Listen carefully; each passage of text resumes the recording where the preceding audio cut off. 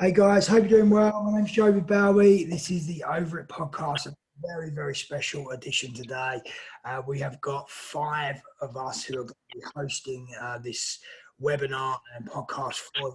We're going to have some very, very special information on how we can lose the stress with mindfulness.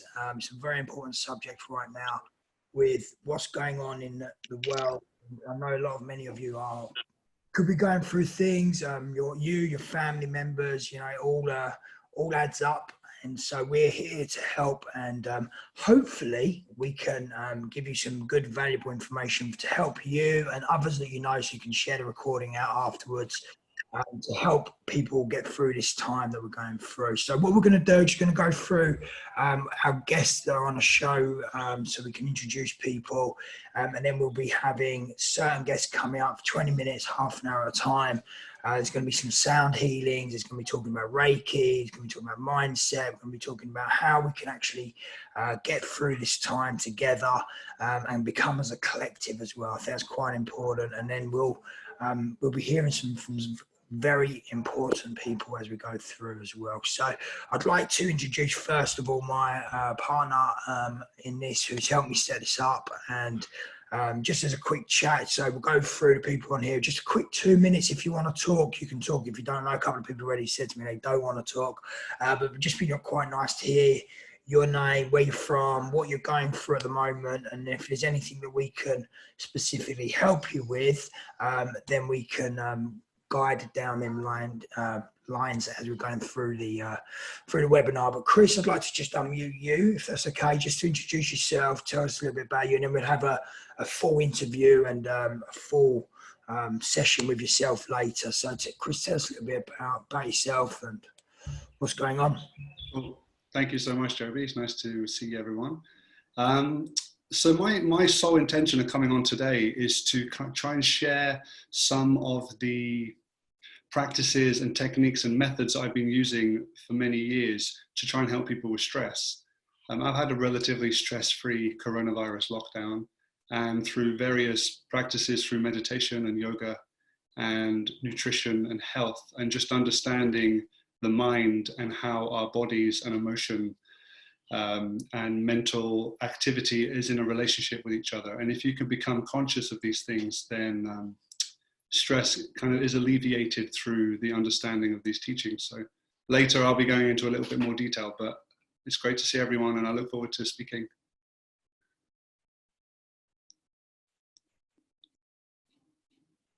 Yeah, Joby, you're muted. Right. I'll mute myself out. So Tijen, if you could possibly just come on, just introduce yourself, tell us a little bit about what you might have been going through this time, and what you're going to be doing later on. Shall I come up next? Yeah. Can you hear me? Yes, perfect. Yeah. Hi, everyone. Master B here.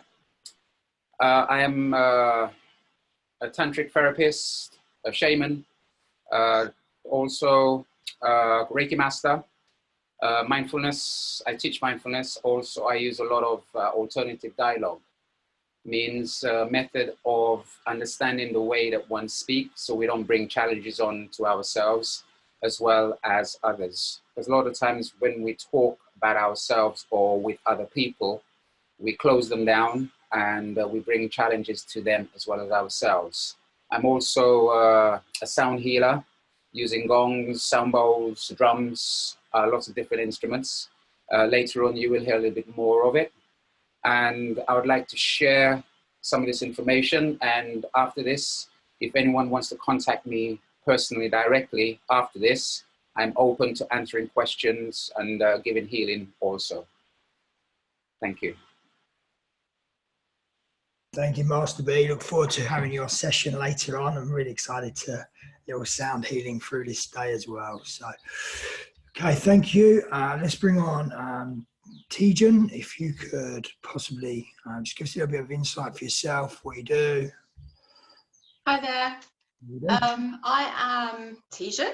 I am an energy healer, energy teacher, work with Reiki mainly. I'm also a mindfulness coach, meditation coach. And I would like to think that I am not a specialist. I'm very passionate about working with people that have overcome trauma. I have helped them to overcome trauma. I've overcome several incidents of trauma myself in the past, including chronic disease that was caused by trauma and emotional imbalances. So that's kind of my passion, working to help people overcome trauma through energy healing, discovering their energy, that true essence, and also mindfulness and meditation.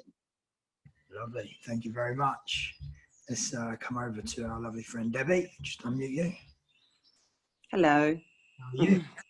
Lovely to have you on. Oh, lovely to be here. Thank you for having me. I'm also an energy healer, working with Reiki and crystals. I guess for me, it's more of where I feel like I'm still in the early years of this journey, having gone through my awakening in the past 3 to 4 years, from a very, very heavily matrix life, working in the music business most of my adult life, well, all of my adult life. And for me, I feel like where my energy had been misused and drained a lot, and at that time having no awareness or knowledge of the things that I do now, and more importantly knowing how to protect my energy. Obviously you know to protect yourself, but it's you never really think about protecting your energy. And through energy work and going to various healers, and Tijen was one of them, I learned to do that. So that then led on to me on my own path, working with different masters and different, trying different things, a lot of shamanic work as well. And learning all the things that I've picked up on along the way to heal myself, because that was what it comes down to. I think nowadays it's more about teaching people to heal themselves. Obviously in the early stages, go get the help, but learn these tools and share them, and because everyone needs to know these things. So I think that's where I'm in that place at the moment where I want to share. And because every day I learn something new, and it's so exciting, and every person that I share with comes back and they've shared, and it's just like, it's so infectious, and it's beautiful. So that's what I'm here to do, basically. Thank you very much. Really excited to have you on, and look forward to hearing more session later on. So let's get into the nitty gritty of everything now, and hope you guys can hear there's other people in the same situations as you. There's other people going through things. So now we'd like to get into what we are here to do and learn, and hopefully you guys can get some value from what we're about to do. So I'd like to bring Tijen back on, and Tijen's going to start this off for us, and then we'll go into Master B with his sound healing, and Debby will be coming on talking about crystals and Reiki and everything else, and then Chris, and then I'll be going to some bits at the end. So Tijen, welcome back. Hi. How are you? I feel cold. I've just gone to get a blanket. It's the winter. Yeah, in the sun. So we heard a little bit about what you do and stuff like that. So tell us a little bit about your history. What's been going on in you in your life, and how has that developed you into becoming this master Reiki healer now, and what you do? Yeah, so in summary, because it's quite a long story as it is for all of us, my awakening came from being in a really dark place. So I'm a great believer that being in a state of chaos and darkness, and some people may describe it as being broken, is actually an incredible thing, because what that means is transformation. So I'm in that mindset that for a lot of people with the difficulties that they might be going through, they might be feeling at the moment. I mean, we say, somebody said earlier, I think it was John, that the statistics are not that bad and this, that, the other. And for me, thankfully, I don't know anyone who is suffering or has lost anyone or has been ill with it, but a lot of my friends do. So there is a lot of people, so it may not have affected us, you know, with regards to work. I'm not working, but I still have a roof over my head. But there's a lot of people that are losing their jobs, and you know, so, as the lady said earlier, it's complete chaos for a lot of people. But we need to try and respond to that in a constructive way and try and look at it. I know it's difficult, but for me, my journey came from being in a place of being broken and losing my home and losing my health and fearing for my life in some situations. And from that is where I found my strength. At that point is where I found that strength, that essence, that energy within me that drives us in everything that we do. So I reversed chronic disease. I had a disease called Crohn's disease, which I reversed purely through energy healing, meditation, and mindfulness. So this is a time where I think it's really key for people to start to look within. And there's a lot of posts about meditation, and yes, I believe meditation 100% helped me overcome a lot of disease and a lot of emotional imbalances and a lot of things like depression and a lot of imbalances. However, I think it's really important for us to use this time to heal from our past traumas and our past, you know, subconscious, you know, our shadow selves that might be holding on to certain beliefs, limiting beliefs. And I've been using this time to do a lot of shadow work on myself. I've done a lot of shadow work in the past, but I'm using this time now to do a lot more shadow work on myself. So stuff that's coming up, I think, some people may disagree with me, but for me, it's not about pushing it back and being positive, but let's be positive, let's think positive.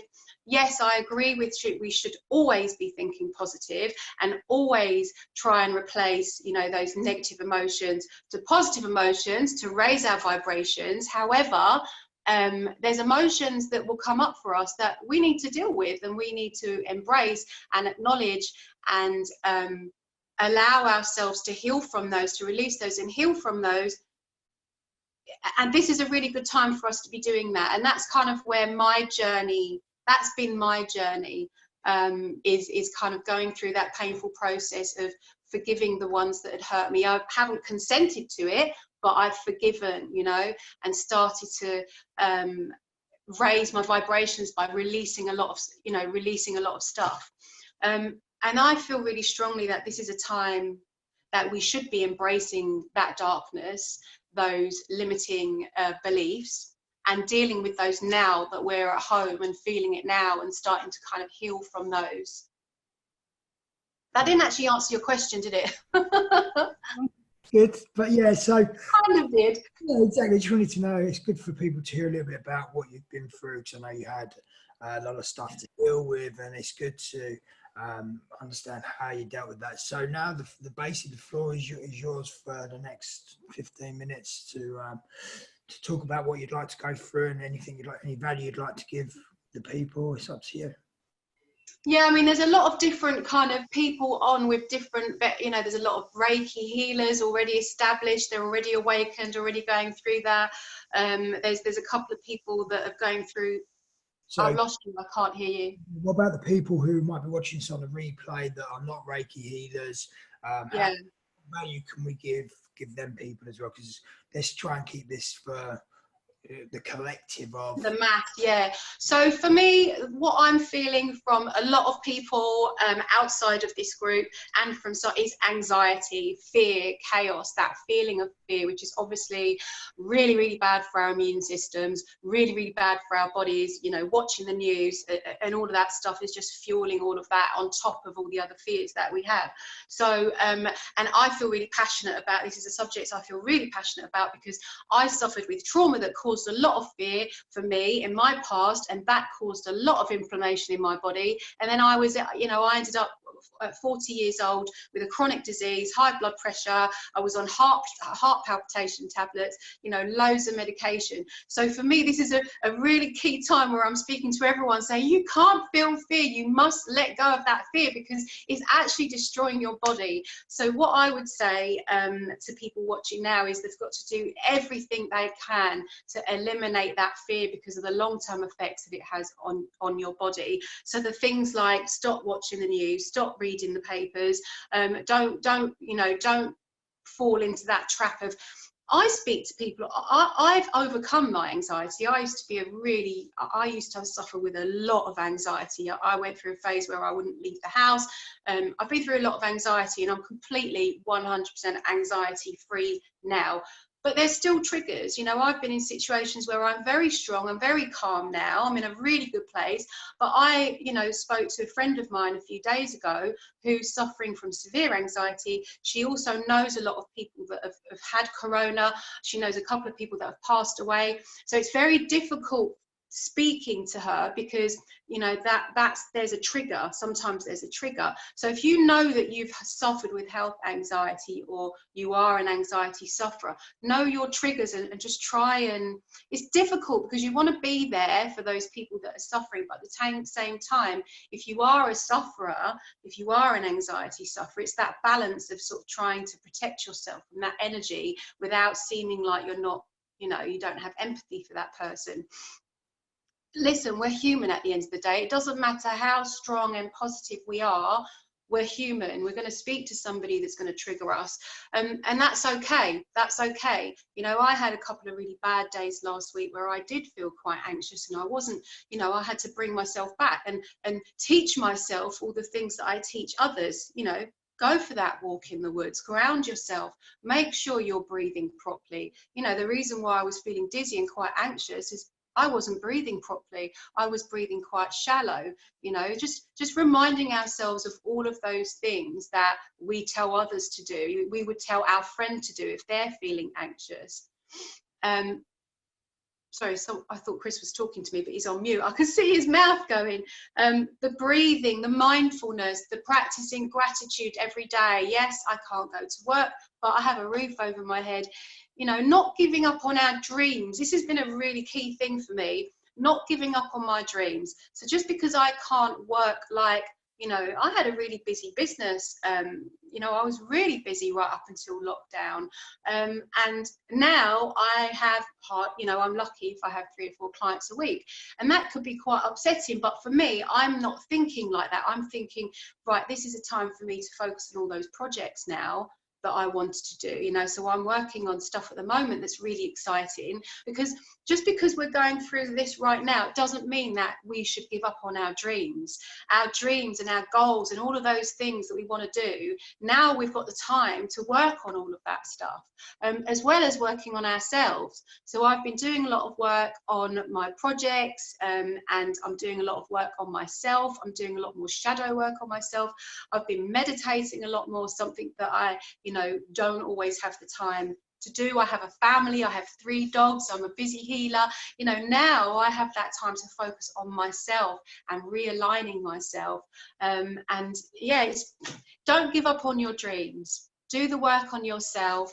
And just being conscious of where you're placing your energy, because your thoughts, if you're going to negative thoughts all the time, you're using your energy on negative thoughts. So just being conscious of where your mind's going, what you're focusing on, and practicing the mindfulness, bringing yourself back.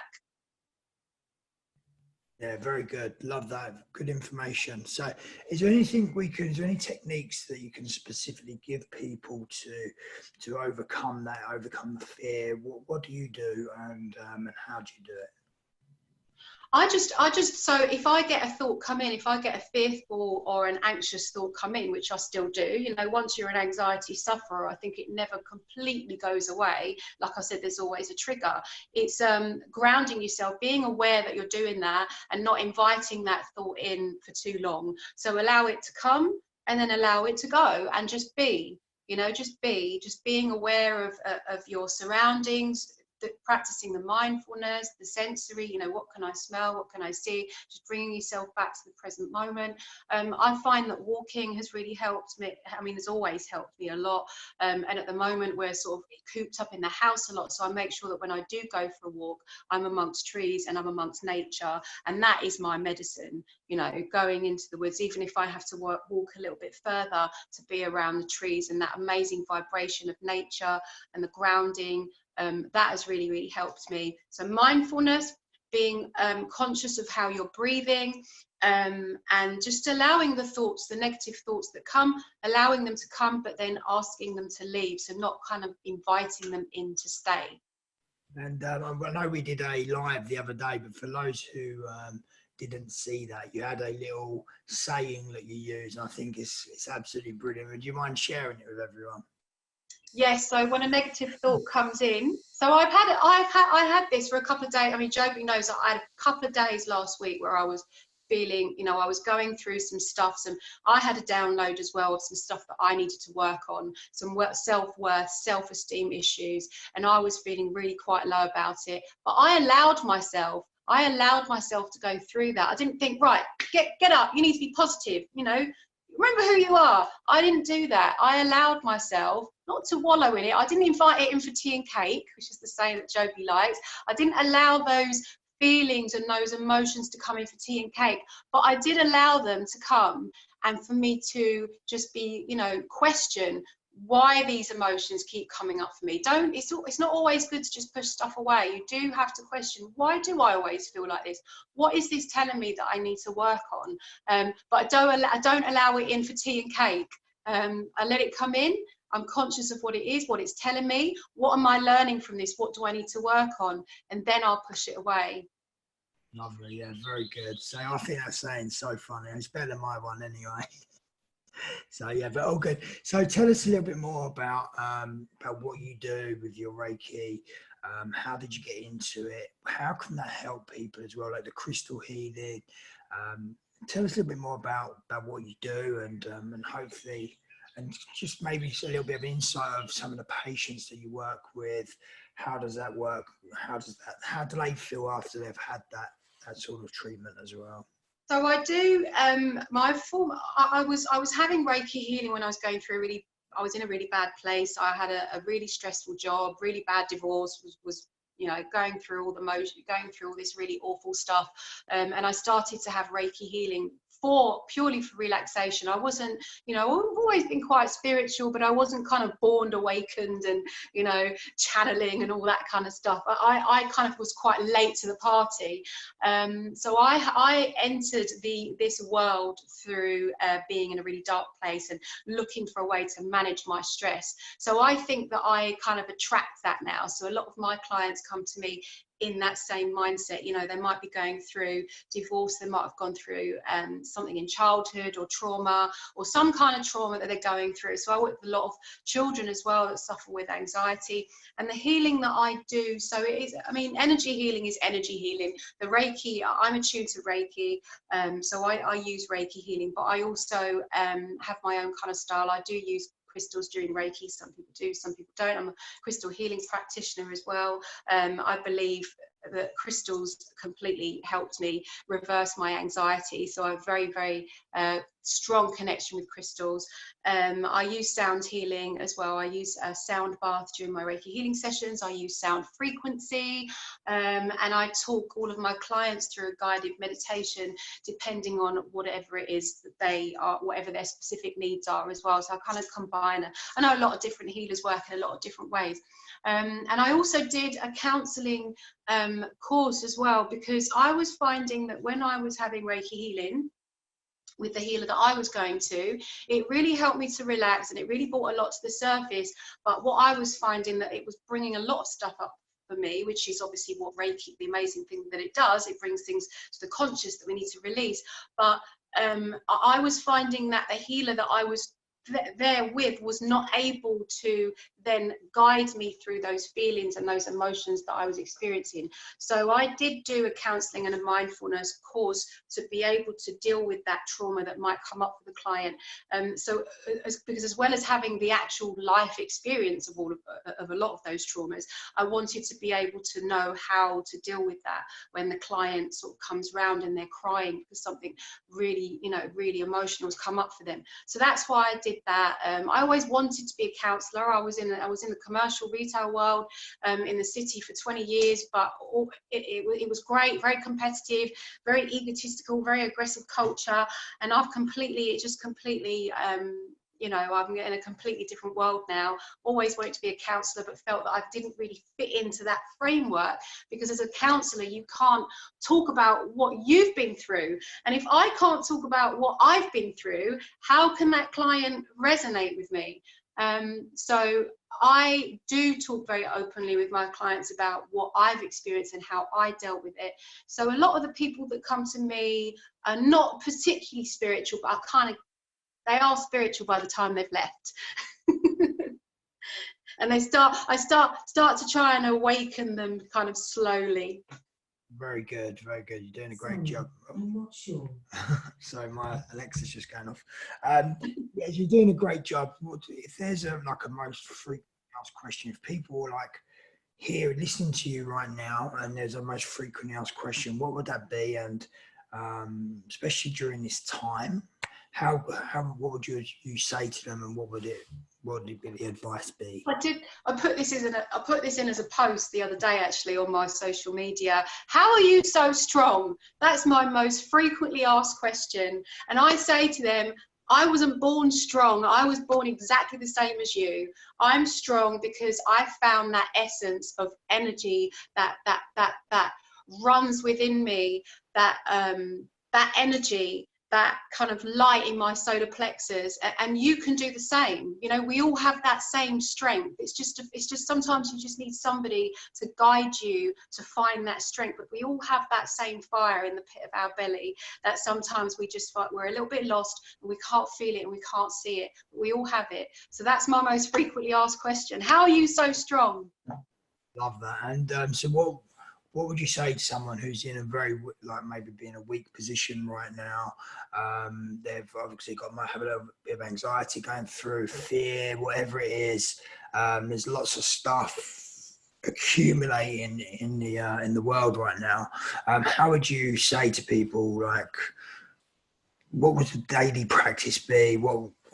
Give us a little bit more of an insight into that of that question, if that's all right. Where you place your attention is where you place your energy. So being conscious about where you're placing your attention, being conscious of your thoughts and where you're placing your thoughts, because that you're using up your energy. So that's mindfulness, I guess. Affirmations, making sure that even if it's 2 or 3, you know, if they're not used to doing that kind of thing, writing down a couple of affirmations that really resonate for them, like I let go of fear, I inhale courage, and just reading those out loud every day, all day. So yeah, conscious about where they're wasting, where they're using up their energy. Practicing gratitude, kindness, and love, unconditional love, even to those that we have hurt us that we don't consent to. Unconditional love to those. Forgiveness, feeling lots of forgiveness for anyone that we're upset, we've been angry about in the past. Now's the time to let go of that and just feel that unconditional love, forgiveness, to raise our vibrations. Doesn't mean that we consent to it, but it's helping us. It's helping us, our immune system. It's helping our energy. It's helping the world, obviously, as well. And try and be in love with your future and not the situation that you're in now. So don't worry about the situation that you're in now. Might be difficult. Don't give up on your dreams. Be in love with your future and what's to come in the next few weeks, the next few months, the next few years. Lovely. That is spot on. So just to finish off, last minute, one or two tips that you would give our listeners in today. What would it be? The affirmation. Hang on 1 second. Hang on 1 sec. You're muted. Where you gone? There you go. So you just muted yourself somehow. There you go. All yours again. So yeah, just one tip just to finish off would be great. Affirmation. If I had to choose, it would be affirmations. So listening to affirmations overnight so that it really goes into the subconscious, or saying it every morning, saying it out loud, saying it every night before you go to sleep. You know, choosing a few affirmations that really resonate with you in the place that you're in and saying them out loud, shouting them out loud, not just in your head, saying them out loud. Lovely. Thank you very much. I hope you guys got some value from that. I really appreciate it. Great advice. And hopefully we'll bring you back on at the end and we'll do little bit of a collective healing for everyone as well, and send some love out to the world. So I need your power then. Oh, good. Thank you, Tijen. Lovely. You muted yourself. So I muted myself. Sorry, guys. Do apologise. Hit the wrong button. Tony, my good friend, Master B, shaman, mentor, very good, dear friend, and beautiful energy that you provide. Tell us a little bit more about what you do, your services, and what you're going to be doing for us today. Well, thank you for that introduction. I was listening to Tijen. Actually, it's like a lot of the things that she talks about and she covers, we all as therapists, healers, crystal therapists, whatever it is that we all practice, most of us covers the same thing. I think what makes the difference is our own personalities, perhaps. Yeah. So later on, at some point, we will cover some sounds so that we can just sit and relax and listen to some vibration, because the whole point of being spiritual, whatever it is that we want to call ourselves, is having the ability to raise our vibration. And raising a vibration, whether it's through meditation, mindfulness, whatever it is that we take on board that works for us by making ourselves feel better about ourselves in that moment, that raises our vibration. Now, when we talk on mindfulness or practice mindfulness or even spirituality, we have to understand past is the memory. We've done it. We understand what it's all about. Either we've had some benefits for it or through it, or some letdowns, whatever, but it's something that we've already done and we've gone through. When we talk of the future, like a lot of people talk about, personally, there is no such thing as a future. The future is memory, right? So the future is imagination. No matter whatever it is that we look at it, it's something that we imagine. It is not in the here and it's not in the now. We have to try and bring ourselves to live and to be in this exact moment. Whatever we say, we practice, we do in this moment, we then project it forward to what we call our future self. Future self could be a moment later, because all we have is the here and now. We have nothing more, nothing less. So by practicing to be in the here and now, the moment that comes up a moment from now, we're still in the now. Whatever we do now, we project to our future self. Yeah, so true. And it's beautiful to really delve into that. And when people understand that, it's very powerful, very, very powerful. So give us a little bit more of an insight into how you're dealing with your patients, your clients, a little bit more about what you do. And is there a daily practice or something that we can give the viewers and the listeners to really give some value over before we go into the sound healing? Yes, I personally, the way I run my days, as Tijen said earlier on, I use a lot of affirmations, and personally myself, every single morning, I cannot remember for how long I send out daily affirmations, and some people, if you're not aware or you want to contact or have a look at it, you can log on to my Facebook page. It's also on there. And I send it personally to friends and people that I know all over the world. And personally, when I wake up in the morning, one of the first things that I practice is giving thanks for actually being able to having woken up and having the ability to actually step out of bed. So I pay homage to that. And I give thanks for the day, because it is a brand spanking new day and a brand spanking new life. When I go to bed, before I go to bed, I have another ritual that I practice. There I finish my day. My day ends there, and then I climb into bed. So whatever my challenges have been within that day, I tend not to take it to bed with me. When I finish, do my practice, I leave it behind. Whatever I have accomplished or not accomplished, it no longer matters. Then I go to bed. I wake up in the mornings. My day starts again. So whatever the challenge is, that was left behind. You know, so every day is a new day. There's a saying, when people say you only die once, actually that is incorrect. We live every day, right? When they say you only live once, right? We live every single day, but we only die once, right? Every single morning when we wake up, it's a new life. It's a new opportunity to start from scratch. It's a new opportunity to begin again. Nothing ends, nothing finishes. Every day is a new beginning. So if one can find a practice or a ritual that they practice, whether it's something as simple as just waking up in the morning and saying, thank you. You know, I have woken up, my eyes are open, my legs are moving, I am healthy. That in itself is gratitude. You know, so one does not have to get into a whole major practice, because we can also become slaves to our practice. For me, as a yogi, crystal therapist, a sound healer, everything that I'm involved in, one also has to be very, very mindful that we don't become slaves to our practice. If that happens, it also means that we are being also unspiritual. Because everything's a process. Everything is momentary.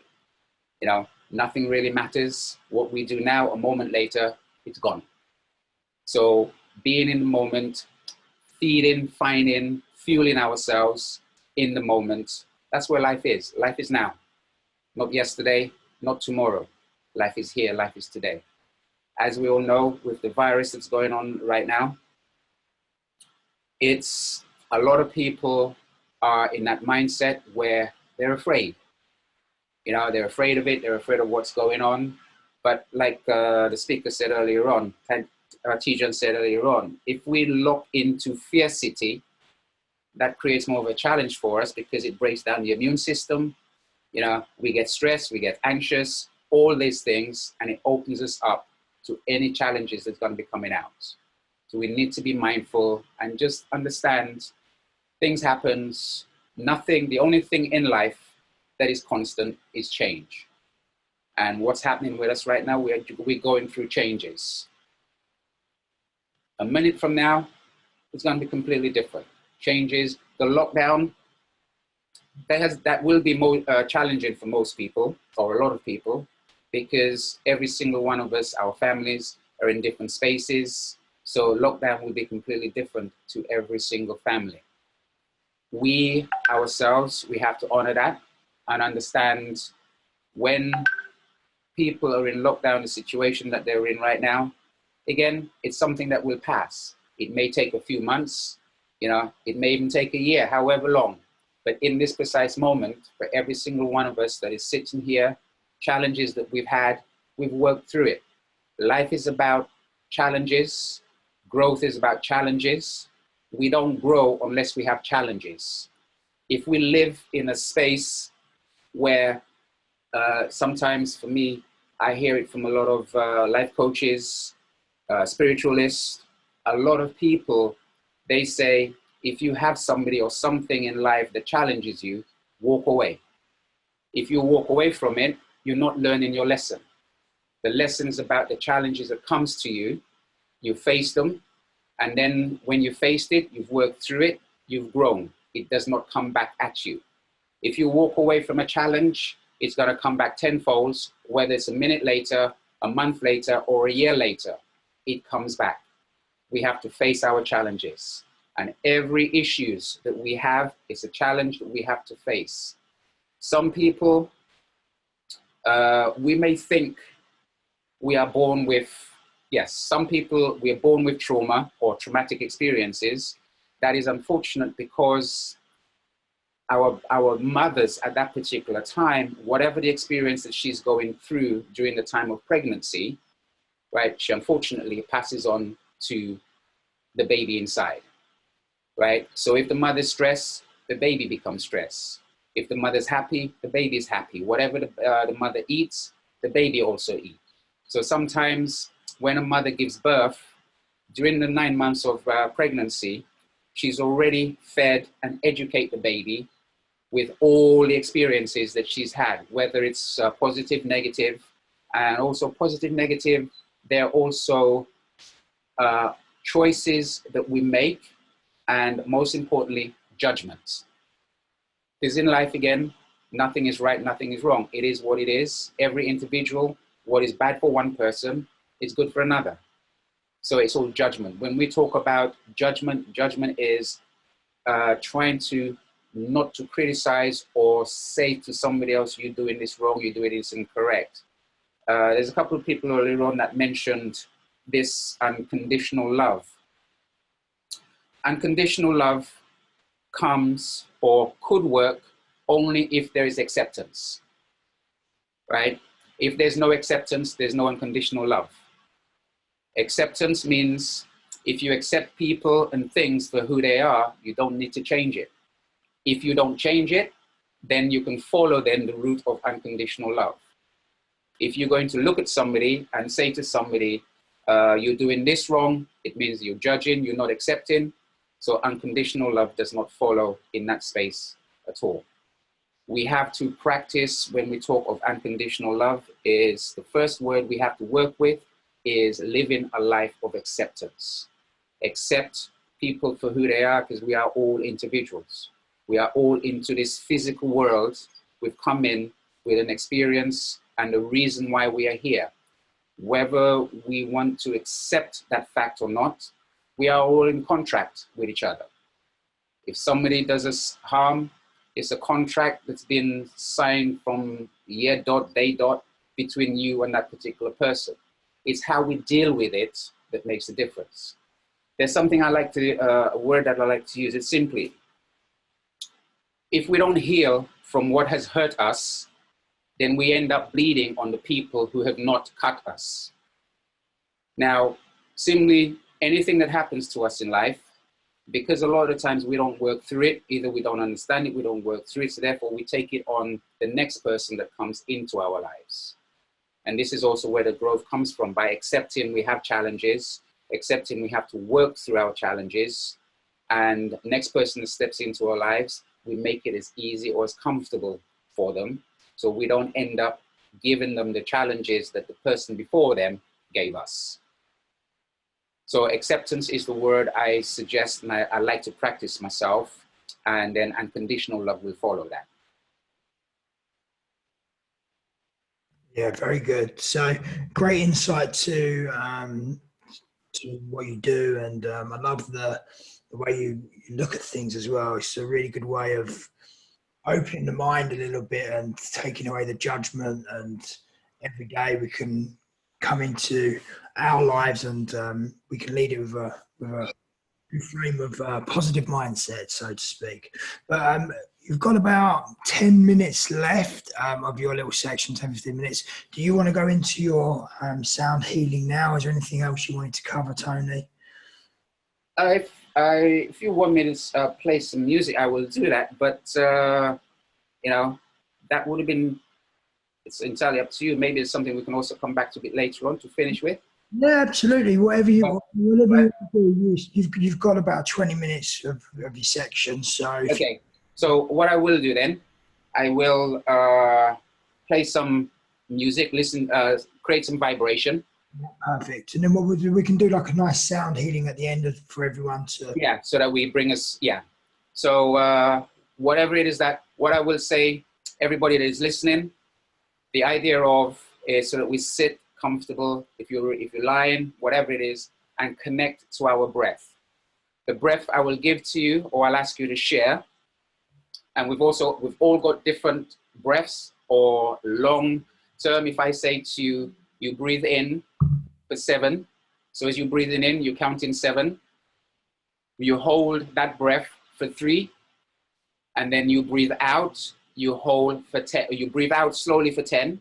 When you get to the end of the breath, you hold for 3. So again, I will repeat that. You inhale slowly for 7. You hold that on that whole breath, you hold it for 3. Then you exhale for 10. And at the bottom of that breath, you hold it again for 3.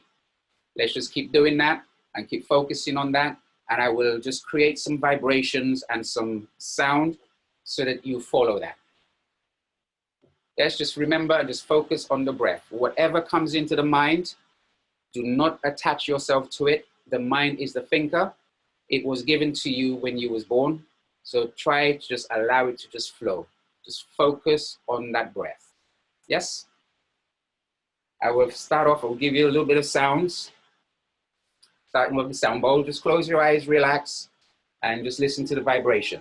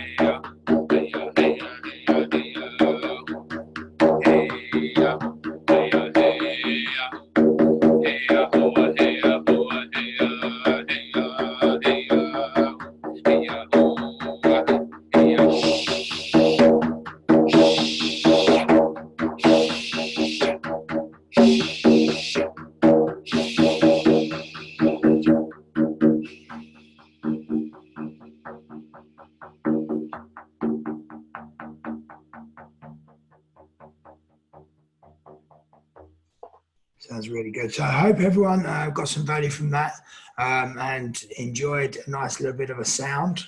The drum for me was, I love the drum.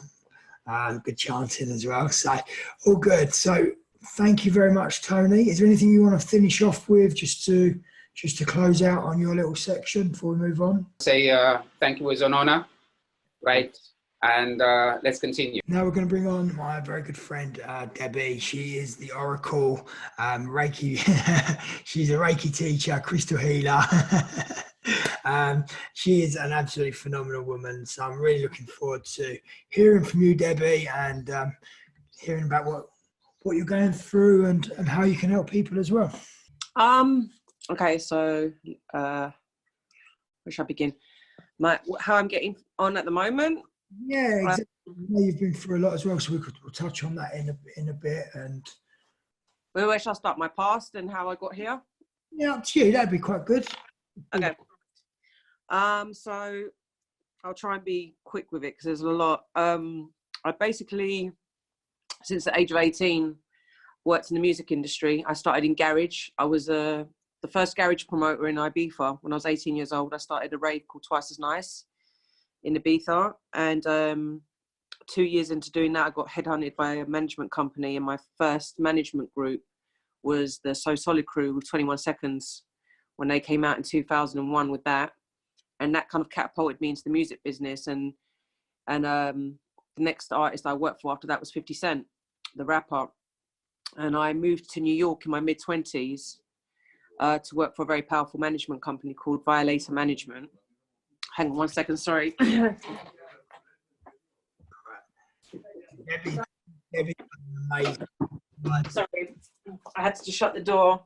I had to shut the door because I'm also living with my parents, and they just came back from the garden sunbathing. I could hear them. So yeah, working for a management company. At that time, I started working for. I was looking after 50 Cent, Busta Rhymes, Macy Gray, and Soulja Boy. And I spent 6 years traveling non-stop, very intense, very, what's the right word? I was very programmed into having the mentality of the client comes first. Like everything was about the client and the client's needs and making sure that everything was done for everybody else. So, you're constantly making sure that everyone else is happy and good. And along the way, I suppose, without noticing, I stopped looking after myself. I had not. I used to say I was spiritual, but I didn't really know what that meant, because I didn't want to say I was religious, even though I was raised Catholic. But it never resonated with me. And it's funny because when I moved to New York, I actually wrote "Create Your Reality," had it tattooed on my wrist. And at that time, I didn't really know what that meant to the extent that I do now. I didn't know anything about the law of attraction or any of that, or any of those kind of things. But I just knew that I made things happen. Anything that I focused on or that I wanted to make happen, I would. But it was usually for somebody else. You know, I had become that kind of manifester. And I suppose that's why I worked for the people I worked for, because they could see that I was good at doing that. But no one ever showed me that that power was my own, and that I should use it for myself. And then my boss, who was a very important person in the music industry at the time, his name was Chris Lighty. He was one of the founders of Def Jam. He committed suicide. He shot himself in the head.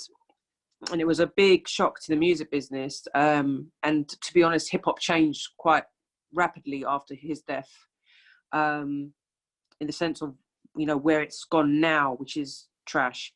But and also it's funny because in my awakening and with everything that's going on, I started also finding out that a lot of labels have money invested in pharmaceuticals.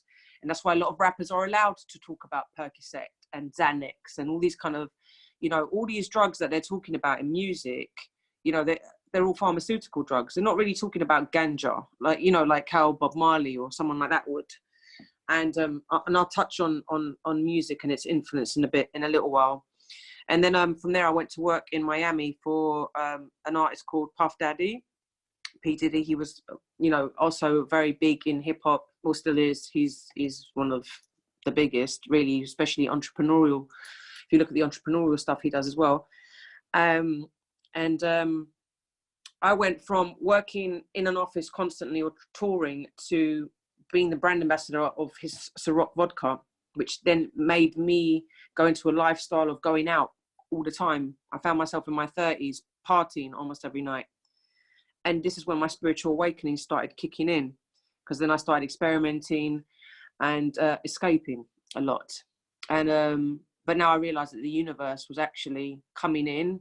And because where I had sort of probably built this matrix wall around myself before, I had lowered my vibration. And yes, you know, I suppose entities and bad things were happening.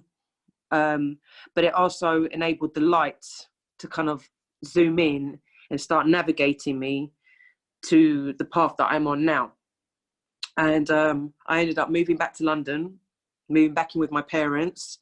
One of the ladies that's on the call was touching on this coronavirus, meaning that she had to now move in with her parents. So I'm going to come back to this in a minute for that lady. I guess I started seeking. And I was in a place of, why me? You know, I'm a good person. Why is my life falling apart? You know, victim kind of mode, I suppose. Not, you know, I wasn't really understanding that. Well, I did know that I had caused it, but I didn't know that I could also control it, you know. Anyway, a Reiki healer one day in a Sammy Parrish, you might know her actually, Joby. I had met her a couple of times, and she happened to come into an after hours party because she lived close by and she'd been dragged there by other people. And she gave me my first crystal, which was a rose quartz. And when I tell you, my life changed within 3 weeks. Everything was changing. Like everything started like flowing. My relationship with my parents was getting a little bit better because it was very intense. When I first moved back, after living 11 years in a different country, and I'm an only child, it was very intense coming back and being home and being, you know, under rules and all that kind of stuff. And anyway, so I, at that time, didn't have any more money. I didn't have anything really left, and everyone was trying to push me to go back into music, but something was at that time keeping me away from it, like majorly blocked. Like and the idea of going back into hip hop was just like absolutely not possible. And I started finding out more and more about music, which I'll touch on that again when I'll come back to that. But yeah, so within a matter of weeks, I somehow had got money. I got in a couple of DJ gigs because I started DJing as well. And I went to Ibiza for the summer. And instead of like the year before, you know, partying like a maniac, I found myself in nature most of the time, meditating, which, you know, here, that was impossible. But all of a sudden, everything just started kind of coming in, and then people were coming into my life, and the spiritual healer, you know, I didn't know any of these kind of people before. And just out of nowhere, from when I got this crystal, just things started happening. And when I came back, I had my first Reiki healing, which was very powerful, obviously. And then a few weeks later, I had my first experience with DMT, and that opened up a portal, definitely. And then from there, I feel like I was constantly just being guided now. But it was like as if the ancestors and the spirit guides had come in, and I started realizing that there was other things going on with me, like entities, or there was energy that wasn't mine. You know, it seemed like I was where I had been in so many low vibrational places, because, you know, money doesn't mean high vibration. So all these rich people in America that I'd been around, just because they're rich, it doesn't mean that, you know, and they're manifestors. It doesn't mean that they're good, or that they have, you know, that they're out of a high vibration. And then again, in the party scene, again, a lot of low vibration. People mistake high energy for high vibration, and it's not, as you know, Joby. You know, I was feeling better mind frame wise, but I was just drained. Like I felt like this draining feeling. And I went back to see that shaman, and we did more work. And I actually saw an entity leave my body, and these light beings come and swarm around it, and then it kind of exploded into light. And I left that day feeling 2 stone lighter. And then I was speaking to the shaman. He, you know, I kind of, which it was something I already knew. I knew that some sort of dark magic had also been placed on me. And then this made me start then going down the path of, so magic, because I never really had, I thought magic was hocus pocus, what you see in the movies. And kind of having this confirmation that magic is real, and that someone had done it to me, made me feel like, well, if magic is real, I must be quite powerful for someone to do that to me, to want to do that to me. And if there is dark magic, there must be light. And if that's the case, I must seek and find those people to teach me or help me discover it, and I must join that side. And that's kind of where it, you know, and from there is where I am flowing from now. And then I started going back to what I did. I started with Reiki, so I became a Reiki practitioner quite quickly, actually. Like as soon as I started it, it was like, boom, Reiki every single day, 3 people a day. I've dived right into it, and I love it. But this time now, into the coronavirus period, has really enabled me to bring myself back to self-healing. Because what I found was, once I started on the healer path, that it all became about healing everybody else. Even though I picked up so many tools, so many ways to protect myself, you know, which I'll touch on that again in a little while. But then I started working more with the medicines, the plant medicines, and, you know, I've been just shifting and receiving all these beautiful uploads, which Tony taught me to say uploads instead of downloads. Thank you, Tony. And various other. I was already getting into words. One of the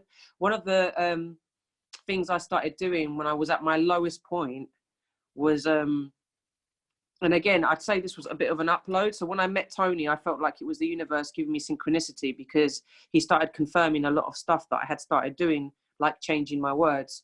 You know, I realized that when people would ask me how I was, I would say, I'm okay, not bad, can't complain. All the universe hears is complain, bad, okay. So, and this is before I actually became a practitioner. This is when I just, sometime after I first started doing Reiki and working with the medicines. And I started saying I was amazing all the time.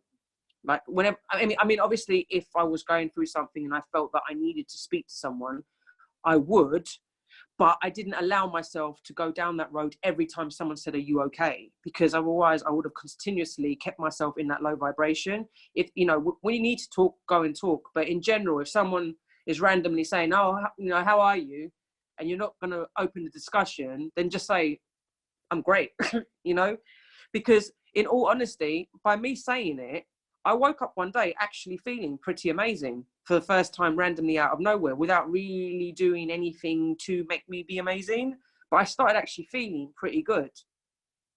And so I started incorporating that into my lifestyle. And then that's when I got more into journaling, writing things down, affirmations, gratitude, and just meeting various healers and masters.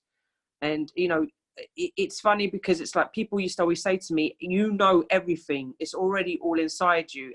You don't need to learn anything, it's already there, you just have to tap into it. And I used to think, yeah, okay, but I'm gonna need some reminding, because there's so much. And I feel like the more healers I meet, that they'll say stuff and it's like a light goes off and it's like, yeah, boom, that, and then I'll go off and kind of do it my own way. Or if it's something that I really want to dive into, then I will obviously work with that person if the opportunity is there. But what I've really taken from all of this is really like going inside yourself, really connecting with the universe, with the ultimate source, the infinite divine, with your higher self. Ask it questions, ask yourself questions, ask the universe questions, and it will respond once you're open and you're ready. But you have to, sometimes you might not get the response you want, but it's like the guidance is always there. Like lately, anything I ask, whether it be in a person or a post or something, if I'm seeking something, I guarantee that within 24 hours, one way or another, I'll get that, the answer will come to me,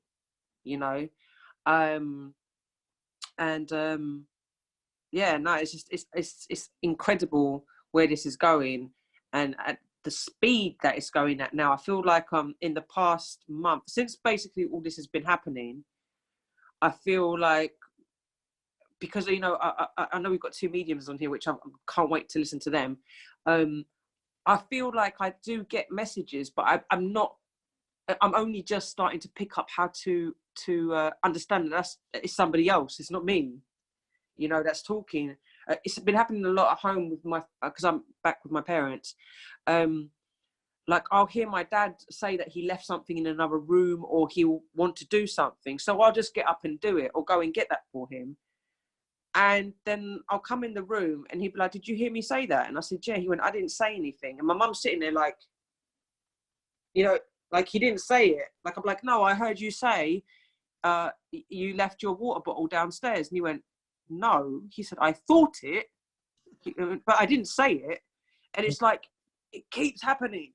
Like, or even with my friends, I'll call them and ask them something. They'll be like, "I literally was just talking about this," but it's coming at such a speed now and constant.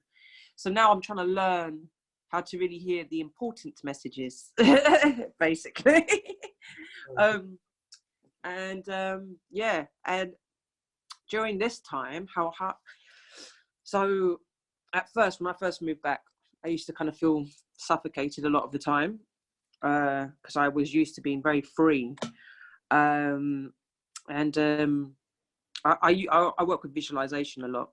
Being a Reiki and crystal healer, we're always calling in light and things, which I do that every morning. I create light shields around myself. It's like literally as soon as I've done my gratitudes, I do my light shields and my grounding, and then I do my affirmations and all that kind of stuff. For the people that don't know what that is, could you just explain a little bit about what you're doing, and just to really give people a clear... My morning rituals? Yeah, just a little bit of your morning rituals and your light shields or whatever it is, because people don't understand what that is. Okay. Touch on that a little bit for me, just to explain like a step-by-step process, maybe, so we can give people so they can go, I can do that. That's easy. I can do that. Yeah. That will help me with my start of my day. Yeah, no, it's I was just saying when we first got on that I had just completed the 21 days of abundance, and the group that I had created asked me to keep the group going, and I've slowly been planting the seeds into the group so that they start doing my morning.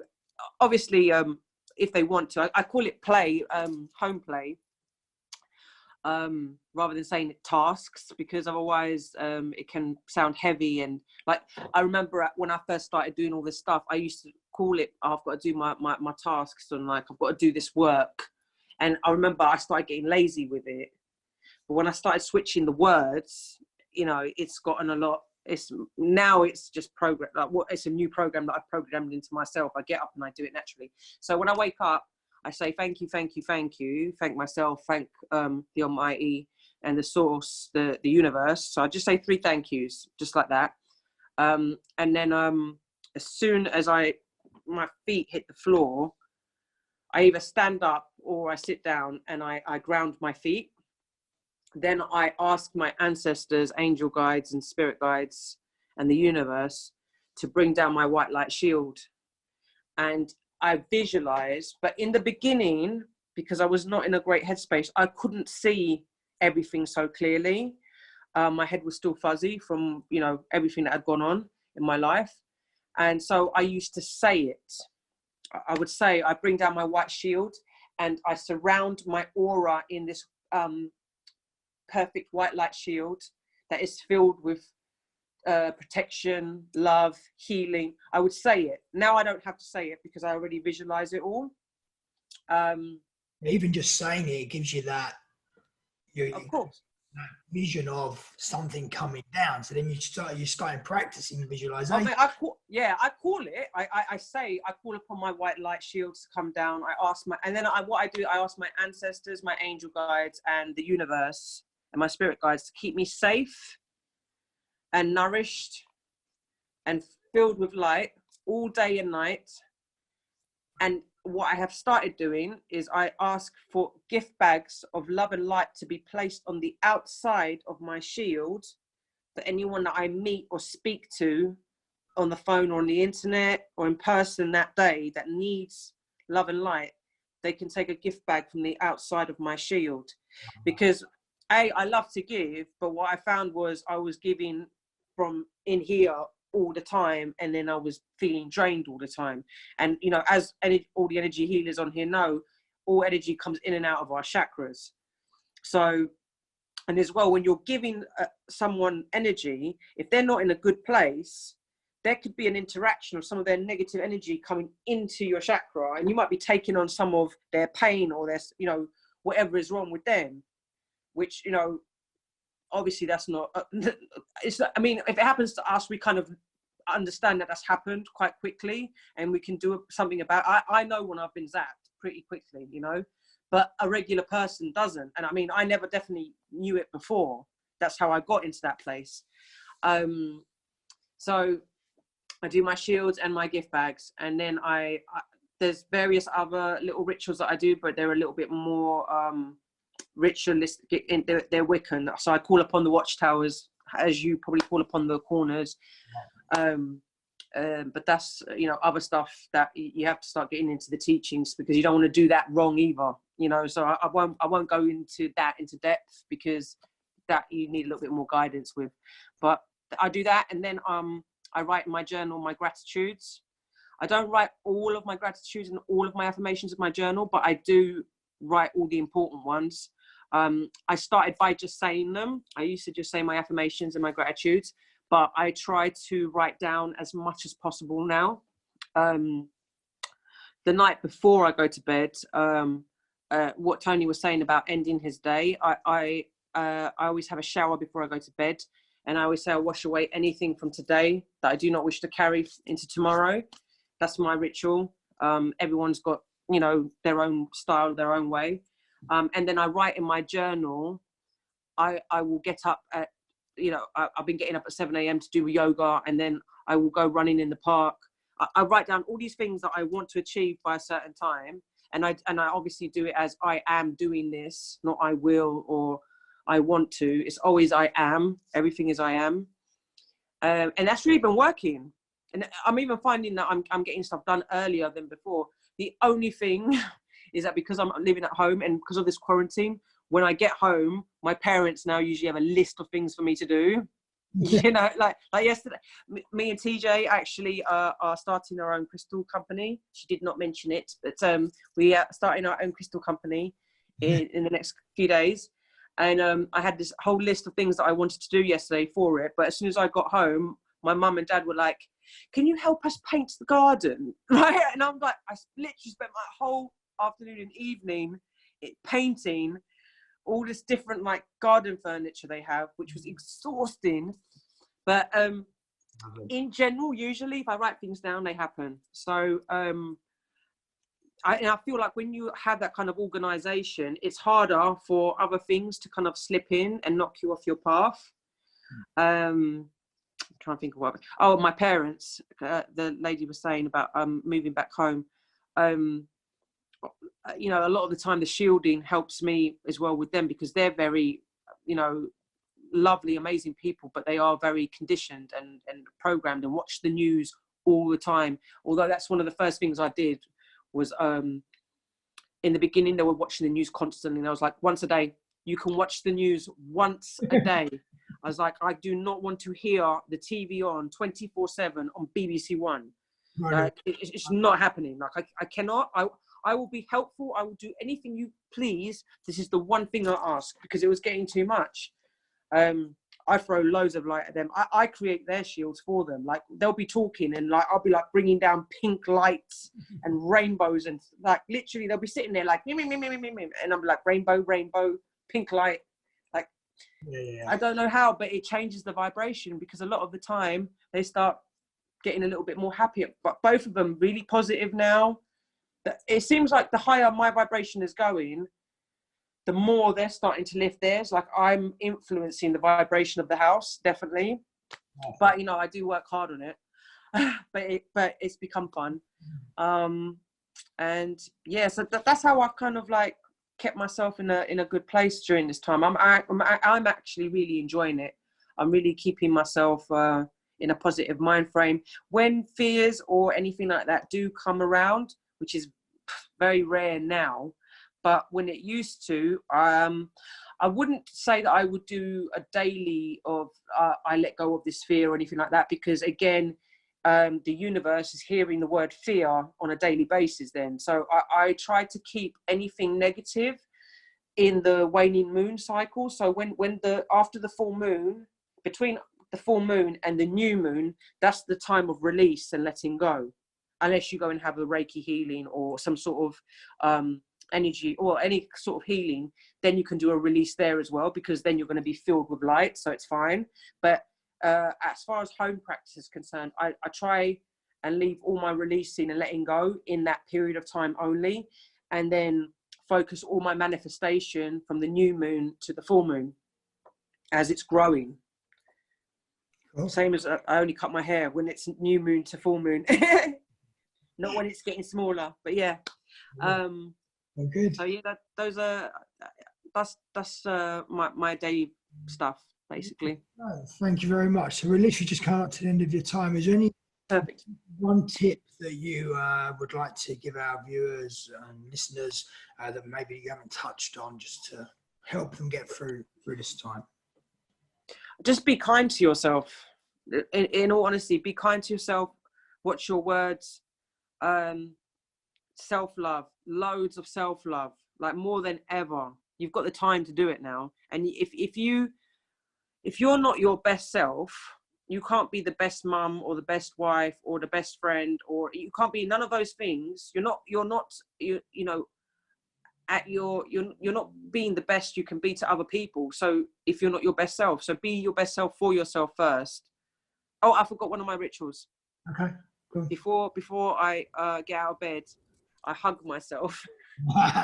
That's a I good. hug myself and I say, I love you to myself. I give myself some love because the self-love reminded me of that. This is something I started recently doing and I feel like it's really working. Then bear in mind that a year and a half ago, whenever I looked in the mirror, I just thought, I hate you, you idiot. You know, like what have you done to yourself? You know, like I really was in a very self-loathing place. And like now I hug myself in the morning and when I go to bed at night and tell myself I love myself. You know, and I'm not someone that's been doing this for years. You know, I've transformed in 2. Yeah. And yeah, so basically be kind to yourself. And obviously that will then transmit into others. If you are in a high vibe, you have no idea how much it will affect everyone around you. So yeah, and trust the universe. Yeah, absolutely. So Debby, thank you for having you on. We will do a podcast, hopefully just you and I, and we can really delve into your stories more because they're fascinating, and I always get mesmerised when I hear you talk. So thank you so much. It's been an absolute pleasure. Thank you. I'd like to now bring on my good friend Chris, who's helped me set all of this up. And Chris is a dear friend of mine, a mentor. There you go. Chris, you there? Yeah, I'm here, man. Lovely. So Chris has really helped me get through many things. I've been through a lot of dark times and traumas, and Chris has always been there for me, and we can talk for hours and hours on the phone, and his knowledge and wisdom about mindfulness and everything like that is absolutely second to none. I really don't know anyone who's got much knowledge and wisdom as this guy. So it's an absolute pleasure to have you on, and thank you so much for giving time and helping me set this up as well. So. Yeah, cool. It's been a pleasure. Joby, thanks very much. And thank you to Master B and to Tijen and to Debby as well. It was really wonderful. Yeah. So yeah, how is everyone doing? Very good. This will be about. How is everyone doing? So we are living in a really amazing. We're living in an amazing time. Whether you're aware of it or not, what's happening on this planet right now is spectacular. And I know it seems that it could be portrayed as negative, having people dying. But if you look at the group or even the collective consciousness of what's happening on the planet right now, we'll never be the same again. We'll never ever go back to how it used to be. And in order for this planet to move forward and to change, we have to let go of the old ways. Now, let's talk about stress, because this was the name of the workshop. What I want to do in this is talk about why we stress. What is it about the human experience that causes the stress, and what we can do as individuals and collectively as a community to help alleviate people's concerns and give them a little bit of joy and a bit of love in the day. I agree with Tijen when she said earlier about it's not all about positivity. It's not all about positivity at all. Being on a spiritual awakening or being on a spiritual journey is possibly one of the most brutal undertakings you'll ever experience in your life. Trying to pretend that it's a really fun, positive experience that's like hippie and you're wearing sunshine glasses and you're dancing around a field. There are moments when you're having a really wonderful time and it does feel very wonderful and very peaceful. But in order to get to those heavenly realms, you first have to peek your head into the shadows and face some of the bullshit that you've been carrying with you your whole life. And if people are unaware that they have a consciousness, or they're unaware that they are a spiritual being having a physical experience, and they are unconscious, then stress is probably something that's quite common. The central nervous system of the body is reacting to what you believe, what you watch, what you listen to, what you speak, what you eat, who you spend your time with. And the central nervous system, the parasympathetic nervous system and the sympathetic nervous system of your body kind of go between the two, depending on whether you're relaxed or whether you're in fight or flight mode. And I found a lot of my family members who, when the coronavirus hit, they got super stressed, super worried. Money concerns came up. how they're going to make a living, their health. A lot of my family members got sick. They start getting cold symptoms because the central nervous system has a massive effect on your immune system. So a lot of these things that we're experiencing as human beings at the moment is to find out really how to set those methods, techniques, and rituals in place on a daily basis so that we can manage our stress. And then what will happen is you will come out of the stress, fight or flight mechanism into a much more peaceful experience. And I've got a list of things I'm just going to run over just to keep it on the topic of stress and mindfulness. We have 5 elements of our human experience. We have the physical body, we have the mental plane of existence, we have emotions inside the body, we have our sexual desires and impulses, and these are the 4 I call human aspects. And then you have the spiritual aspect of this experience, which kind of animates the whole human experience, you could say, or is the conscious awareness that is aware of the experience of being a human being.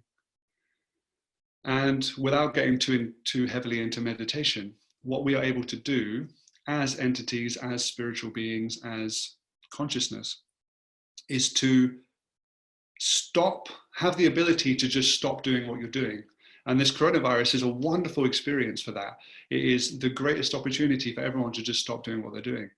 And before you even try meditating and trying to get into meditation, I had the realization about 2 or 3 months ago that before I teach anyone how to meditate, people have to get into the habit of knowing when to stop and how to stop doing something. We're very heavily conditioned in our society to do. We got to keep busy. We got to keep our minds busy. But you can't sit and meditate until you know how to stop doing things, until you know how to stop doing and thinking. Meditation is the absence of thinking.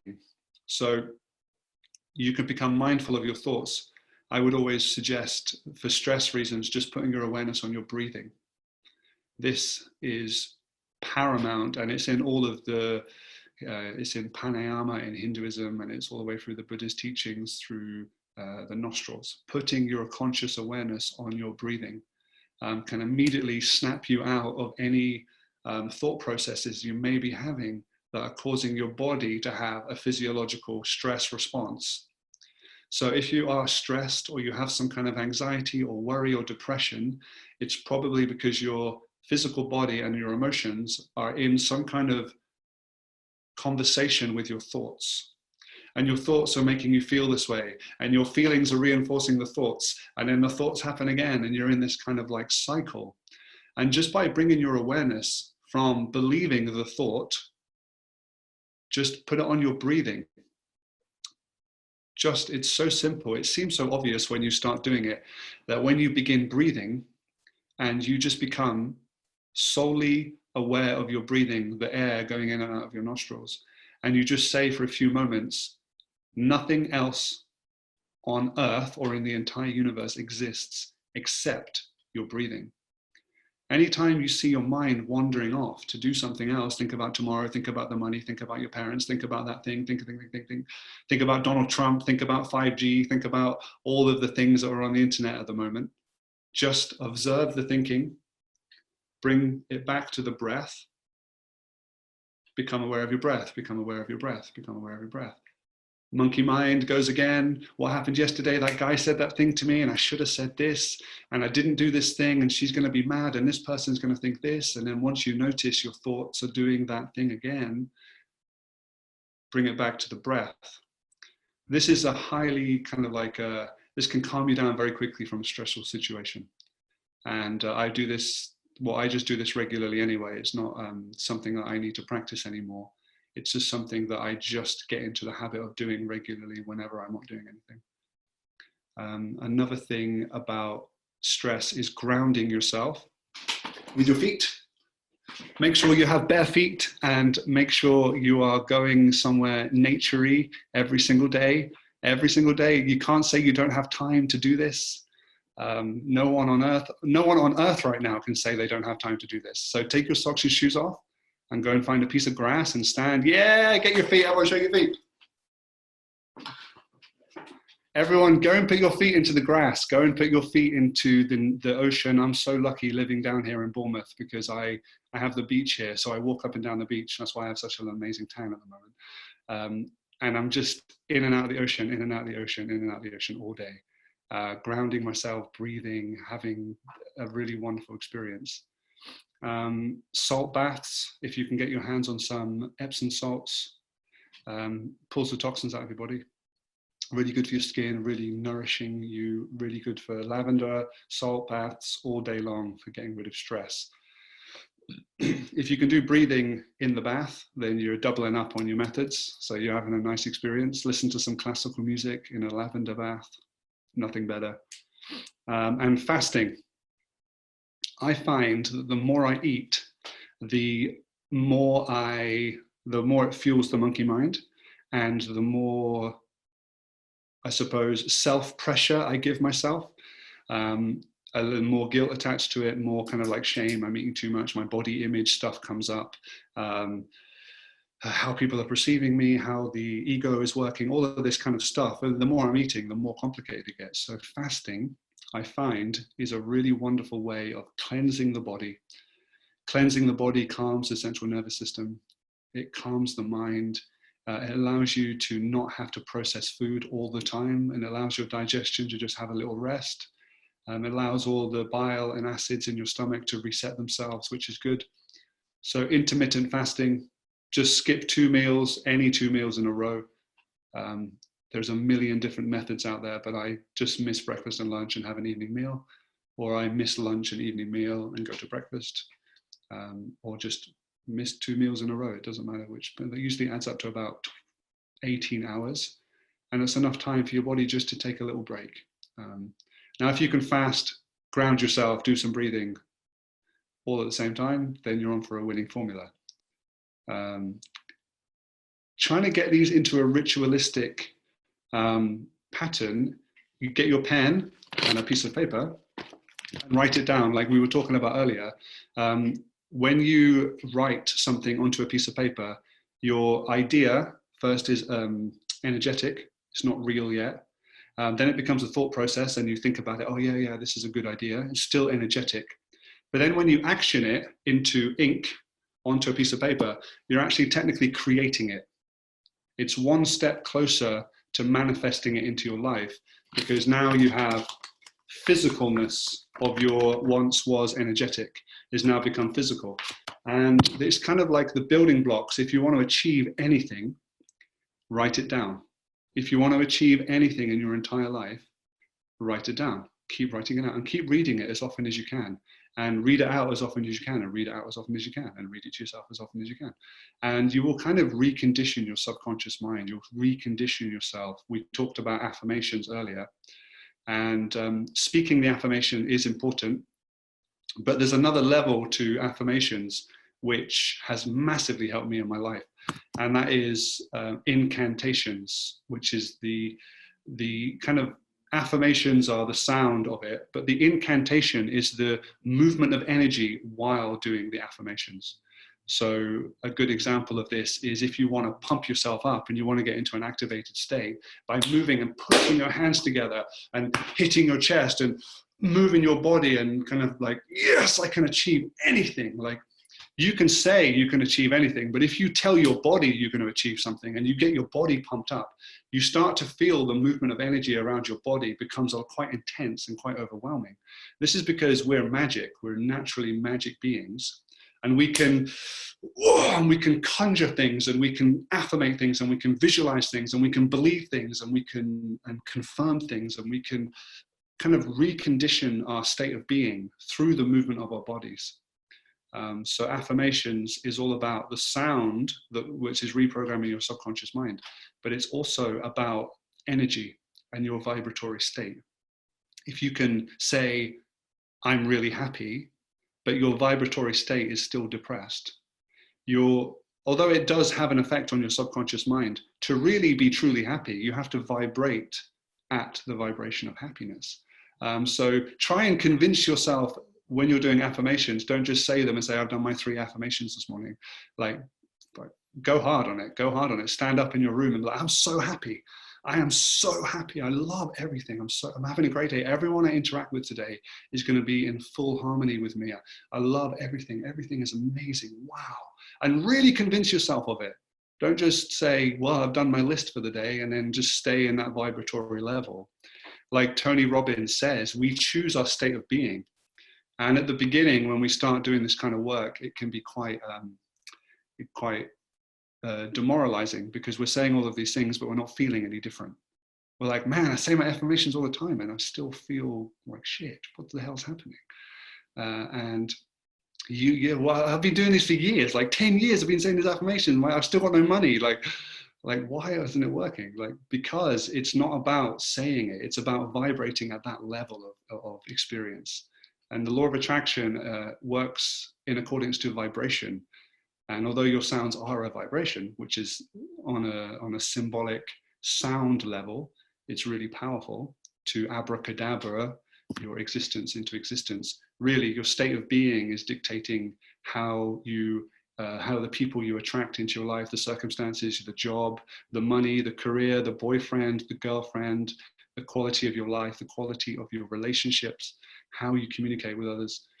It's all about your state of being and your level of consciousness, how self-aware you are of yourself.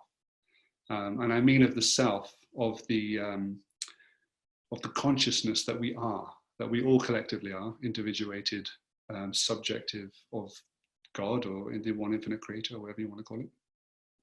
But not to heavily identify with your thoughts too much. In fact, this is a really good way of doing it. I look at my thoughts as actors auditioning for my attention. So thoughts coming to my mind, and I audition them in my mind to decide whether they go into my life or whether they don't go into my life. Because my life is my movie, and I am the casting director of the thoughts that I allow into my experience. And if you can understand, when you get into the state of observation level of consciousness, where you can literally see all of your thoughts as like happening on the screen, and you can pick and choose which ones you like and which ones you want to show to the world. And obviously the ones in your head that are telling you to kill someone, and the ones in your head that are telling you that you're a worthless piece of shit and that you're no good, you just ignore them and you politely say, no, thank you. You don't need to come back and audition for my life, because you're not welcome in my life. Thank you very much, with respect to you. And you pay all of those thoughts respect, and you pay them, and they get less power and less power. And then they come back as a force, and they try and convince you that you are worthless. And then you're like, no.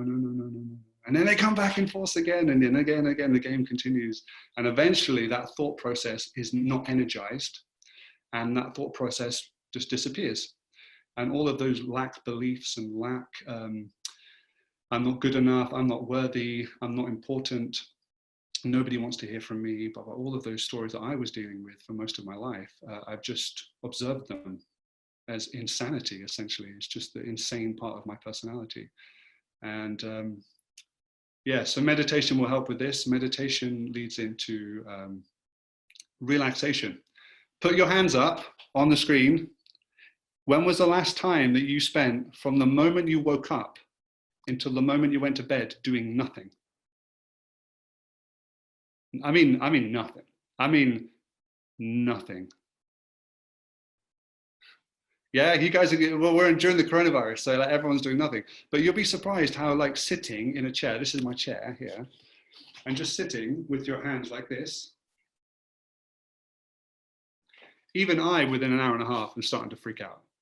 Like, even within an hour and a half, I'm like, it gets quite intense just sitting and doing nothing. But you'll find that there are stages of relaxation that you can, by relaxing, you kind of see where your insanity is.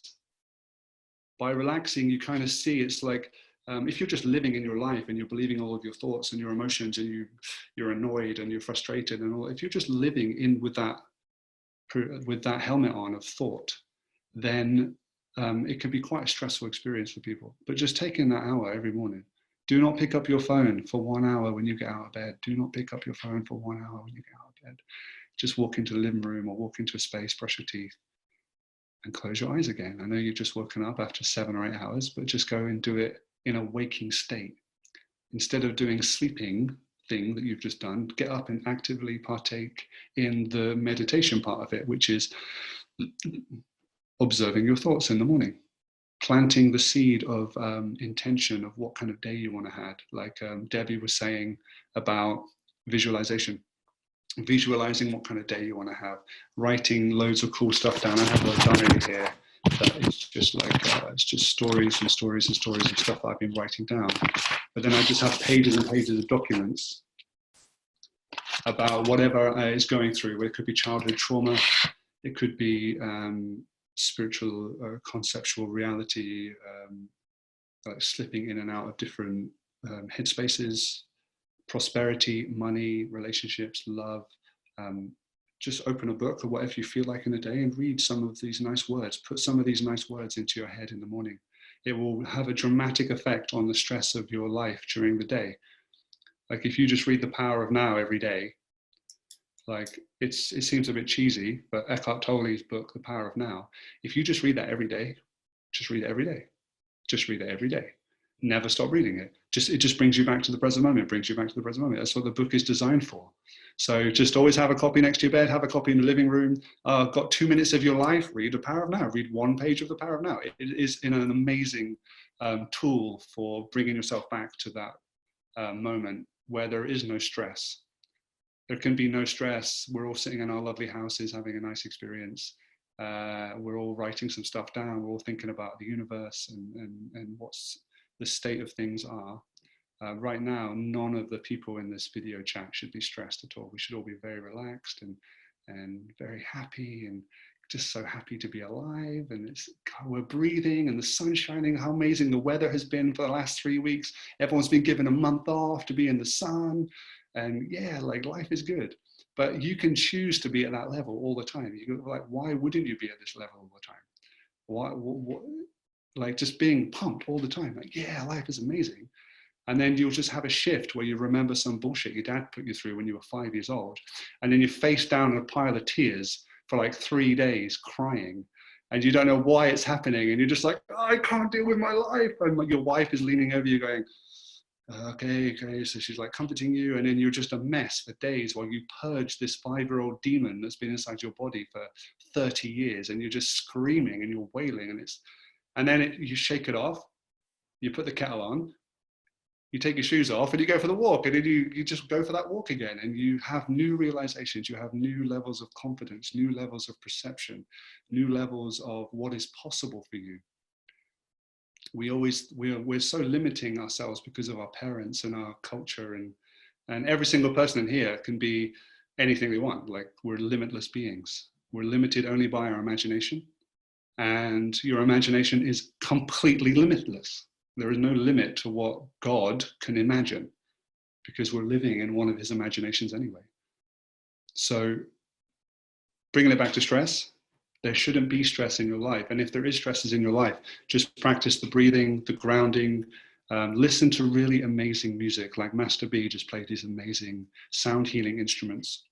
But if you're not familiar with sound healing, check out YouTube, go on YouTube and check out some of Master B stuff, and we'll share a link, or go onto SoundCloud, and Joby's got an amazing SoundCloud account with loads of amazing shamanic music on it. But listening to music that's not consciously written to manipulate, like Bruno Mars, like Lady Gaga, like all of that pop stuff that's designed to manipulate you. If you listen to music that is designed to uplift you and make you whole, like earth music, people playing the handpan, people playing koshi bells and beautiful guitar music. This is also a huge part of relaxation. You can completely transform your life with music. Completely. It is one of the universal languages of the universe, sound. And if you want to raise your vibration, I recommend you start listening to music that is very high vibration. Classical music, panpipes, people playing drums, people playing the guitar, people chanting. All of these things have such a grounding and earthly element to it that I know from my experience, the more I listen to like Tibetan bowls or something, just having that on in the background completely changes your disposition, and you're able to come out of that mind-made activity where all the concerns and worries and regret and bitterness sit. And you can just kind of come out of it and look around and be like, oh yeah, my life is awesome. Like, I've got great friends. I'm perfectly healthy at all times. The sun is shining. So yeah, that's it. That's all I had to say about stress. I hope this helped anyone. Don't be stressed. Feel love all the time. I'm going to ask Joby some questions now, because I know Joby has a lot of experience with quite stressful situations. He's connected to Joby maybe 2 or 3 years ago through the Bitcoin thing. But as soon as I realized he was on a spiritual journey, we started conversing about shamanism, and we've taken lots of plant medicines together, and we've had some really nice experiences. But Joby, just quickly, I just want to answer your question in regards to stress, as that is the title of our thing. Tell me about some of your experiences you've had. I know you've had a few near-death experiences, and tell me what you learned from those experiences that helped you kind of get to the level that you're at now in regards to like lifestyle. And I know you had, in the last one you had, I know you had a lot of anxiety and worry and stress to do with, like, it was a lot of mental stuff. If you'd like to elaborate on that, that'd be great. Absolutely. So I've nearly died about 6 times now. I've nearly had a few mishaps. So first one mainly started off was about 2008. Someone dropped a scaffold fitting from 70 foot, landed on my head. So I was very lucky to survive. It fell from 70 foot, and I was literally 1 millimeter from death. I had 49 staples in my head. So yeah, I had 49 staples in my head, which was about 2 or 3 inches long, and that was holding my head together for about 18 months. So yeah, it was a very tough time, very dark, and God, if I hadn't found spirituality back then, that was what was opened the door for me, because I was in such a bad place, couldn't work, and didn't have no income. Thoughts going through my mind, been disfigured, and very, very dark time. If I hadn't have had that process, I wouldn't have found the door for personal development and opened the door for spirituality. So that was when my journey began. I've had many other experiences. I won't go into all of them because we'll be here for another 3 hours. But last year I had a lorry drive into me, same as Tijen, squashed me into another car.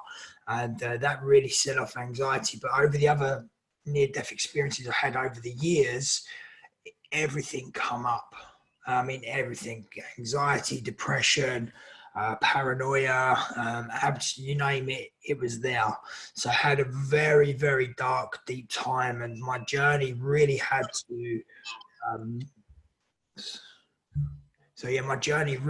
to evolve, and it had to evolve quick, because otherwise I was going to be in a very dark place for a long time if I didn't. And it was just something that I had to deal with. And one thing I did was just keep sending myself self-love and meditating really every day, like you guys have spoken about here before.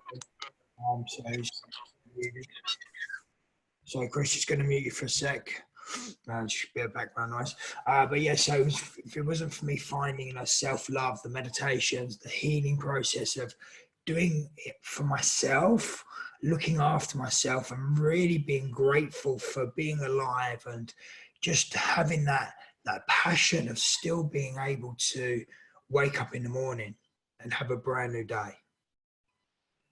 That for me was just something I had to learn. But for my main self, it was the self-love, filling myself with divine love every day, and joy and happiness. And your mouth is a portal, like the guys have spoke about here. Your mouth is a portal. So if you're talking negatively, you're only going to get a negative outcome.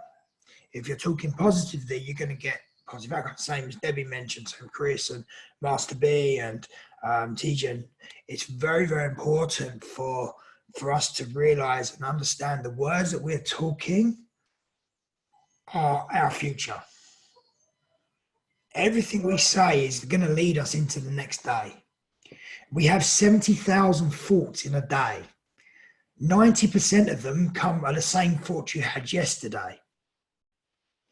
So if we're having the same thoughts as we had yesterday, we're going to stay in the same energy and we're not going to get a different outcome. So your personality is designed by your personal reality. So if you can change your personality, you can change your personal reality. So if you keep speaking divine love, joy, happiness, kindness, gratitude, words that you want to use, there is no wrong, there is no right. My personal mantra is I fill myself with divine love, joy, happiness, kindness, and compassion now.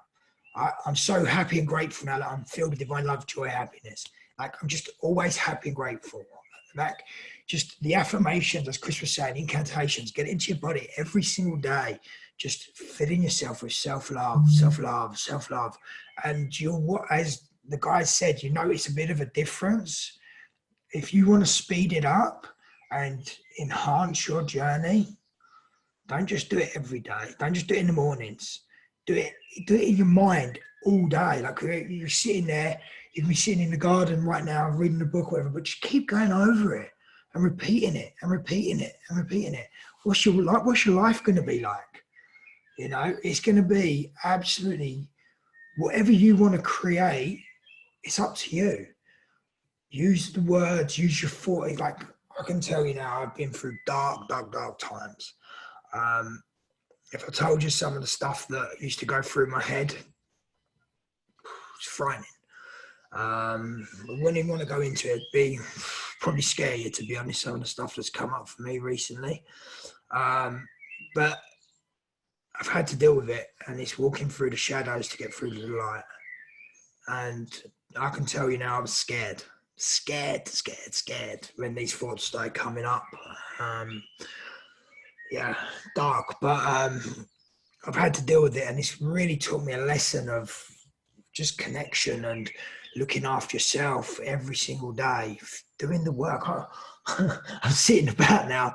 I found a purpose for my dent. I'm literally putting crystals in my dent now and just filling myself with self-love all the time.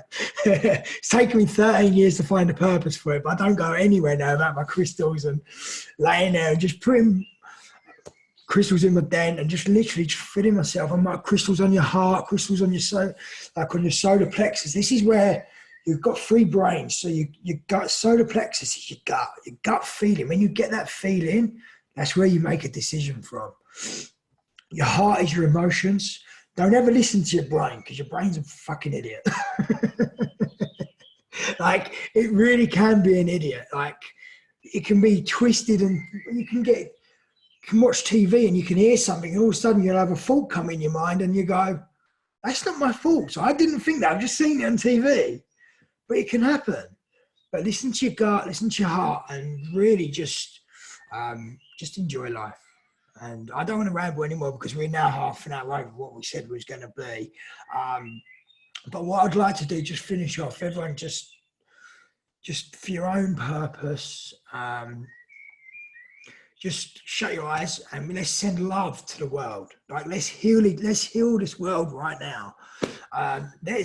The more love we can send, like I'll just talk through this. Just shut your eyes and just let's imagine a golden white light coming down on top of us. Imagine the light is coming through us, but it's shining out of our heart, and it is literally sharing across the whole world, is being covered by your love and light. All of our brothers and sisters, our cousins, our families, our friends, people we don't even know, people we hate, just send them love, send them absolute divine love, joy and happiness. Let's see children running in the street and laughing and playing. Let's see our friends together and community again. Let's come back together. Let's have human touch. Let's hug each other again. You know, let's be humans. And the more we can send out this light, the more we can send out this vibration. Imagine the trees, the sunshine beaming down on everyone, people walking through the nature, walking the dogs, coming together, laughing and joking.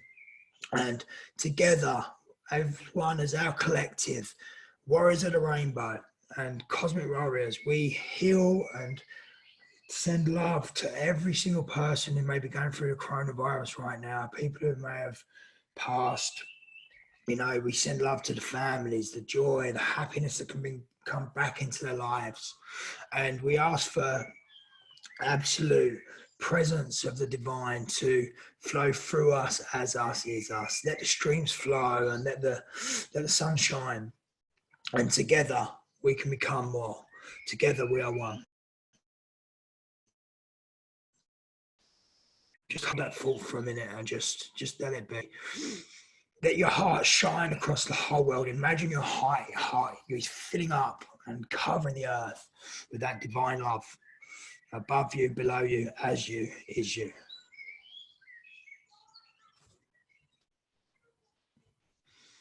And just hold that for as long as you want. Bring your eyes back whenever you're ready. Open your eyes. Feel the divine love flowing through you. Okay. So I hope that helped. I hope you guys got some value from this. I hope guys learn just to be able to deal with any situation that you might be going through right now, to know that it's going to be okay. And together, if you need anything, you can text me, you can text Chris, Master B's open, Debby, Tijen, you know, us guys, we're here to really support and do anything you can. What I do when the replay goes up, I'll put everyone's links in, and I'll put my phone number in as well. So if you want to text me at any time, WhatsApp me, Chris's number will be there as well. You guys just have a beautiful day. And if anyone does anyone want to chip in on anything just to close out? If you do, just unmute yourself. John, did you want anything just to finish off? Or Master B, did you have anything? Yes, please. Sorry, Tony, didn't hear you. Say it again. So just add my number to your list. Yeah, absolutely, no problem. If anyone wants to contact. Yeah, perfect. So yeah, guys, sorry we did go over for about half an hour. I do apologise. I know you guys probably got things to do. But John, I'd love to, maybe me and you and Carol could do our own little podcast. I'd love to get your interpretation on that meditation that you was talking about as well. It'd be great to hear what you guys are up to as well. And I'll have the recording up for everyone soon as well. So I hope you enjoyed this. Thank you very much. Thank you. Omer. Thank you, Joby. You're amazing. You are as well. Thank you. Thank you. That was fabulous. Hope you enjoyed it. Have a lovely evening, everyone. Blessings, everyone. Thank you. Lots of love, Take it easy. everybody. Fine love, everyone. Zapping your. See you later. Have a good evening. See ya.